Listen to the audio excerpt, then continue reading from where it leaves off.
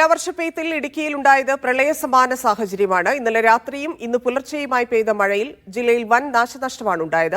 Kattappana VT നഗറിൽ ഉരുൾപൊട്ടി അനിയന്ത്രിതമായി ജലനിരപ്പ് ഉയർന്ന കല്ലാർപ്പുഴ കവിഞ്ഞൊഴുകി. അടിയന്തര സാഹചര്യം നേരിടാൻ വിവിധ വകുപ്പുകൾക്ക് ജില്ലാ ഭരണകൂടം നിർദ്ദേശം നൽകി.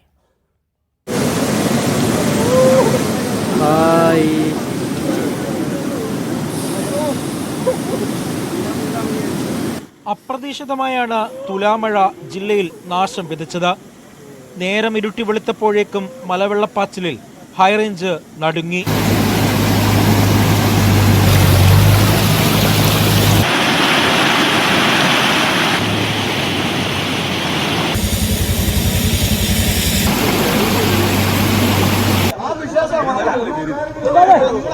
കട്ടപ്പന VT നഗറിൽ ഉരുൾപൊട്ടി. നെടുങ്കണ്ടം കല്ലാറിൽ ടെമ്പോ ട്രാവലർ ഒലിച്ചുപോയി.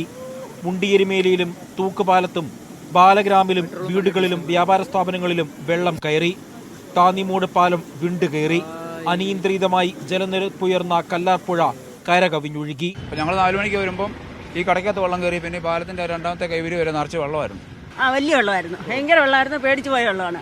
83-ൽ ഒരു വെള്ളം ഉണ്ടായി, അത് പിന്നെ ഇന്നാണ് ഉണ്ടാകുന്നത്. ഇന്ന് വരെ കണ്ടിട്ടില്ലാത്ത രീതിയിലുള്ള ഒരു കാലാവസ്ഥയിലാണ് വെള്ളം അതേപോലെ കുത്തി പറയുകയായിരുന്നു. ജില്ലാ ഭരണകൂടം മഴക്കെടുതിയെ തുടർന്നുണ്ടായ നാശനഷ്ടങ്ങൾ തിട്ടപ്പെടുത്താനുള്ള നടപടികൾ ആരംഭിച്ചു. എങ്ങനെ പോയാലും ഒരു 10 രൂപ മേളിൽ 10 ലക്ഷം രൂപ കായ്ക്ക് മാത്രം പോയിട്ടുണ്ട്. പിന്നെ കുരുമുളക് പോയി, കാപ്പിക്കുരു ഉണ്ടായിരുന്നു, ചീര് എല്ലാം പോയി. ന്യൂസ് പേപ്പർ എല്ലാം നനഞ്ഞു പോയി. എല്ലാ സാധനം നനഞ്ഞ് നാശമായിപ്പോയി. ഒന്നും ചെയ്യാൻ പറ്റത്തില്ല, ഇനി കളയാനേ പറ്റത്തുള്ളൂ. ജില്ലയിൽ അഡ്വഞ്ചർ ടൂറിസത്തിനും തടാകങ്ങളിലും പുഴകളിലും മത്സ്യബന്ധനം നടത്തുന്നതിനും നിയന്ത്രണം ഏർപ്പെടുത്തി.